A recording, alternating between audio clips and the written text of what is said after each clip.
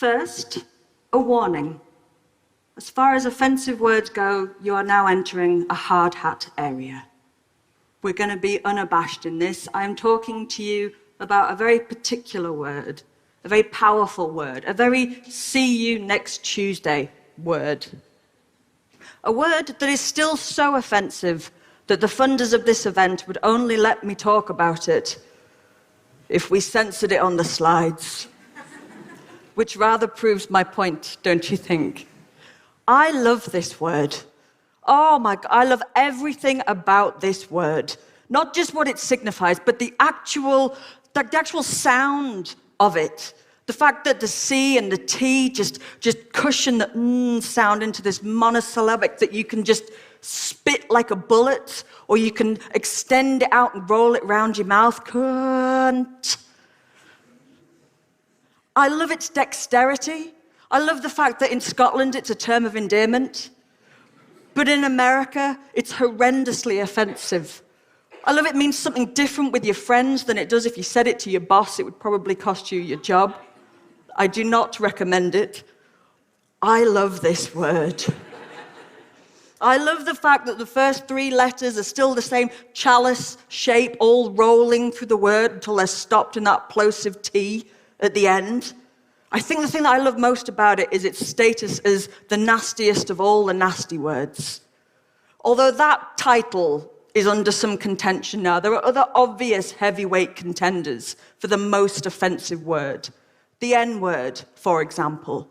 But here's what I would say to you. I know why that word is offensive. I can look at the history. That word enabled the brutalization and racial genocide of an entire group of people. It played its part in dehumanizing black people. What did cunt do? Does it not strike anyone else as odd that a word that just means the vulva could even be regarded in the same league of offense as the N-word? Are we saying that vulvas are that offensive? Surely not. But what I want to talk to you today about is, how did we get here? Has it always been this offensive? And how did it come to be so? The answer is no, it was not. But let's look at the history of it first of all. Where in the cunt does cunt come from?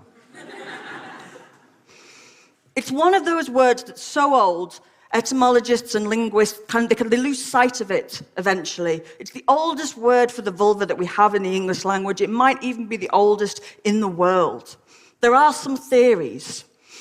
There are also similar cognitions in Germanic languages all across Europe. So the Vikings would be talking about cunters, the Germans had kunto, Dutch kont, Germanic kot, and I think at one point we had kot, which I think may be due for a revival. After that, it gets a bit confusing as to what this word actually means.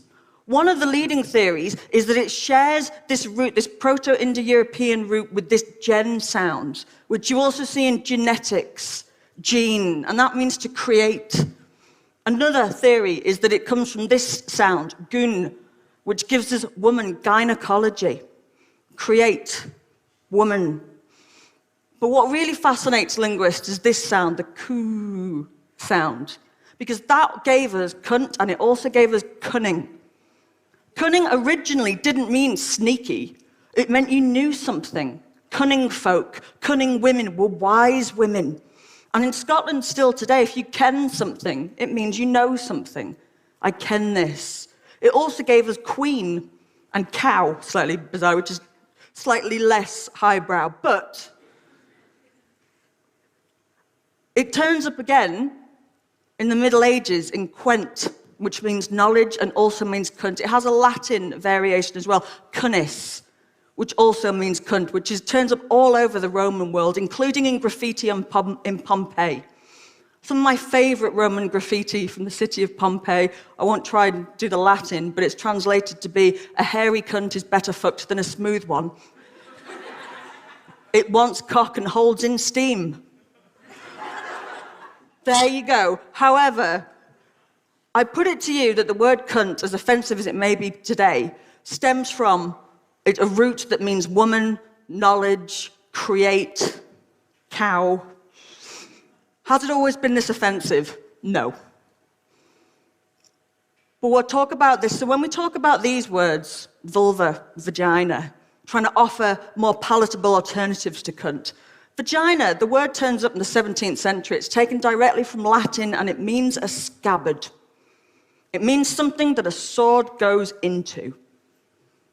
Vulva doesn't do much better. That appears in the 14th century, and it means womb, but some people have suggested it comes from the French and means wrapper. Both these words derive their meaning and their import from the penis, basically. That's what a vagina is. It's something a sword goes into. I say that these words aren't as feminist as cunt, which comes from a word that means queen, create, wisdom, cow. But when did it first start being used in English as we recognize it today? Grope Cunt Lane. This is the first recorded incident in the Oxford English Dictionary. Turns up in 1230, a street name in London called Grope Cunt Lane, which was exactly what it sounds like. This was in the red light district of Southwark. It was a lane for groping cunts. And there wasn't just one in London, there was one in Bristol, there was one in York. It appears all over the British Isles. Here it is, there's the one in Bristol. It's like Oxford, there it is just in blue. But whereas Glaswegians might be calling each other and their friends cunts, it seems that medieval people were calling their children cunts because it turns up in a number of names, bizarrely enough. Gladwin Claw Cunt is recorded in 1066, Guernica Cuntles in 1219, John Phil Cunt in 1246, Robert Cleve Cunt, 1302, and a Miss Bell Wide Cunt turns up in the Norfolk subsidiary role. We don't know if these are aliases or if they're jokes, but we do have a lot of fun with medieval names. In fact, originally the word fuck did not mean what it means today. It means to strike something, to hit, which gives us the fabulous name of a dairy farmer in 1290 who's known as Simon Fuckbutter. So was this offensive to medieval people? No, it wasn't. Cunts turn up all over medieval culture and medieval literature, and they are certainly not offensive. It's just a descriptive term. Here's some examples. The Proverbs of Hending from 1325 advises women to give your cunt cunningly and make your demands later, i.e., get a ring on it first before you give it up. There's a Welsh poet called Gwerfyn MacHain from the 15th century, and she advises male poets to celebrate the fine, bright curtain of a cunt that flaps in place of greeting. It might surprise us that medieval culture was this open about cunts, but the truth was that they were more sexually liberated than we actually give them credit for. This idea of them being in a tower with a chastity belt on is largely a hatchet job on their reputation done by the Victorians. Now, it wasn't a sexually liberated utopia. They had their own hang-ups, but they weren't that offended by sex. What would get you in trouble, swear words in the Middle Ages, was religious ones, blasphemous ones. If you said something like God's wounds or God's teeth, that's what you'd say if you caught your fly in your soft and danglies in your fly. One medieval poet who drops the C-bomb with the precision of a military drone is this chap, Geoffrey Chaucer, who turns up in GCSEs and A-level syllabuses, although his cunt jokes are generally not dwelled upon. This is his joke. He doesn't use the word cunt, he uses the word quenter here, which again means knowledge and it means cunt. So this is his joke. As the clerk's been full subtle, full here quenter, and privily he caught her by the quenter. A rough translation means the clerk was really cunning and he caught her by the cunt. Shakespeare. It's been suggested that he uses that play, acquaint, quenter, cunt, in his sonnet number 20. Here he is. It certainly turns up in a lot of his work. It's a lot ruder than we often give him credit for. In Hamlet, Act 3, Scene 2, Hamlet says to Ophelia, he says, "Shall I lie in your lap?" And she says, "Oh no, my lord." And then he says, "Do you think I meant country matters?" When David Tennant played that part, he paused on there, "Do you think I meant country matters?" to try and really drive it home. Another one, Twelfth Night, Malvolio says of his mistress's handwriting, "There be her C's, her U's, her T's, and that thus she makes her very great P's," punning on cunt and piss simultaneously. The immortal bard's status as a smut peddler is often swept under the cultural rug. In 1807, Thomas Boulder published The Family Shakespeare, where he edited out all of these jokes, all of the rude bits, and made it a completely cunt-free affair. It's no surprise that about this time, we start to get the first libel laws in Britain, the first banning of seditious and offensive pamphlets with the rise of Puritanism. For Shakespeare to be veiling his cunt jokes in kind of cheeky double entendres suggests that it's not quite as free and open as Guernica Cuntles and Grope Cunt Lane would once have had. The Puritans repressed sexuality, we know this, and language is an extremely important battleground for sexual liberation. How do you talk about your bodies if the very words that you're trying to use are considered to be offensive? How do you do that? And by the time we get to the Restoration period, the early modern period, cunt is most certainly offensive. And this chap here, John Wilmot, Earl of Rochester, is the absolute poster boy of fuck you. If the Puritans tried to dam up sexuality, this guy surfed to notoriety on a wave of sexual repression that was unleashed when the plug was pulled on the Puritan rule. He uses cunt a lot, and he's very naughty about it.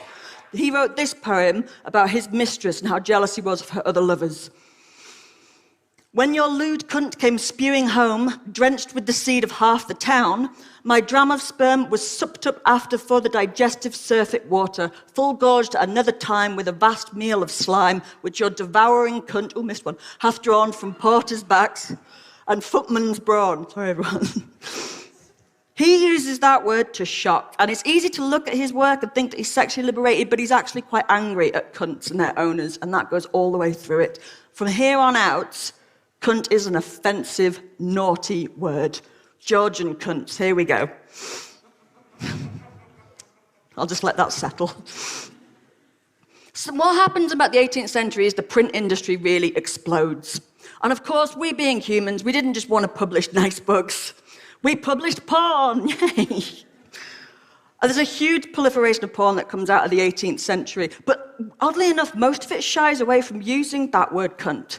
In 1785, Francis Gross published his book, A Dictionary of a Vulgar Tongue, which is basically a dictionary of slang, and he defined cunt as a nasty name for a nasty thing. Such modesty from someone who also uses the word buccaneer's boot, lobster pot, scut, and Mrs. Frubb's parlour for the vulva.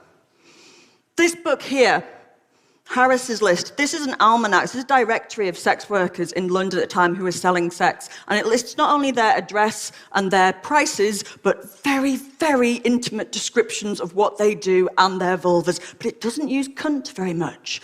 This one here, this is an illustration, fabulous illustration, from Fanny Hill, what's often called the first pornographic novel, which was published in 1748 by John Cleland, who famously boasted that he did it without writing any rude words at all. These texts tend to use expressions like mossy grot, Cupid's coal hole, Venus's mound, but we shy away from cunt. Victorian. So despite their reputation for being sexually prudish, pornography flowed underneath Victoria upper crust society like a river of slime in Ghostbusters 2. They had pornography all over the place, visual and literary, and they had a lot of fun with cunt. One of their pornographic magazines, The Pearl, was published from 1879 to 1880, and it published in it nursery rhymes every month. I've got some here for you to have a look at. There was a young lady of Hitchin who was scratching her cunt in the kitchen. Her father said, "Rose, it's the crabs, I suppose. You're right, Pa, the buggers are itching." There was a young man of Bombay who fashioned a cunt out of clay, but the heat of his prick turned it into a brick and it chafed all his foreskin away. Yeah, well done, Victorians, well done. Interestingly, it's also in the 19th century that we get the first recorded use of cunt being used as an insult, as an actual, you are a cunt. That's the first time that it's used in the 19th century. In the 17th century, we start it being used as a kind of a derogatory collective noun for women. Samuel Pepys writes about this aphrodisiac that's going to make all the cunts chase after him. Charming. That's when they weren't stabbing him with pins for being too sexually aggressive. Anyway, the Victorians liked a well-placed cunt. One of the most important cunt moments in history is the publication and the subsequent obscenity trial of Lady Chatterley's lover. This book contained 14 cunts and 40 fucks, and it was banned and it had to go on trial in order to be published. And it was shocking not just because of the graphic scenes of sex and the language used, but because it smashes down class boundaries. If you're not familiar with this, it's about Lady Constance Chatterley, a married woman who embarks on an affair with Sean Bean here, but with Mellors the gamekeep. And the idea is that it doesn't matter all her airs and graces and titles. She's got a cunt, she's a sexual, and that levels them. But one of the pivotal scenes is where Mellors tries to tell her what cunt means. I won't do the accent. Nay, fuck's only what animals do, but cunt's a lot more than that. It's thee, dost thou see? There's a lot more beside an animal, aren't there? Even to fuck. Cunt, that's the beauty of thee, lass. Cunt, that's the beauty of thee, lass. I love that. Now, despite a jury that agreed a work stuffed full of cunts does have artistic merit, and they allowed it to be published, and you can see the pictures of the people queuing around the streets to get their hands on this book once it was, cunt never really made it back into the mainstream. Feminists have maintained a rather uneasy relationship with cunt. This is Judy Chicago. She led what was called the cunt art movement of the 1970s. It first turned up in a film, a mainstream cinema, in 1971 in Carnal Knowledge with Jack Nicholson, who screamed at a woman that she is a ball-busting son of a cunt bitch, or words to that effect, and in The Exorcist as well. It appears in the Vagina Monologues, 1996, I think it was, with Eva Ensler when she talks about reclaiming cunt, but it's still not off the linguistic naughty step, despite all of this work. Cunts today. It was finally admitted to the Oxford English Dictionary, despite having been around for thousands of years, in the 70s. And then in 2014, they relented a little bit more and they added cunty, cuntish, cunted, cunting. So we all know exactly what that means. The Ofcom, the regulator for UK TV censorship, in 2016 released a poll of what they regarded to be the most offensive words, and cunt was bang up there. It was on top.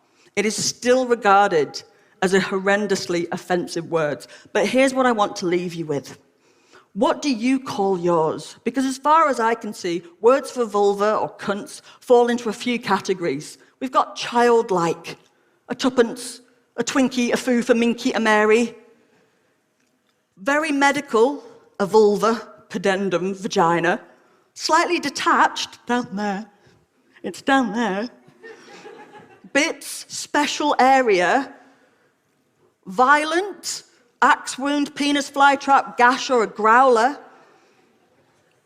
Someone told me, well, the taxi driver on my way in told me that it's Glaswegian slang for cunnilingus is growling at the badger, which I'll leave that with you. Or they just tend to be unpleasant. Horrible images of fish and meat and general putrescence, fish taco, bacon sandwich, badly stuffed kebab, bearded clam, etc., etc. Are these better alternatives to cunt? But I think the reason that we're not prepared and we can't handle cunt is because we can't handle cunts generally.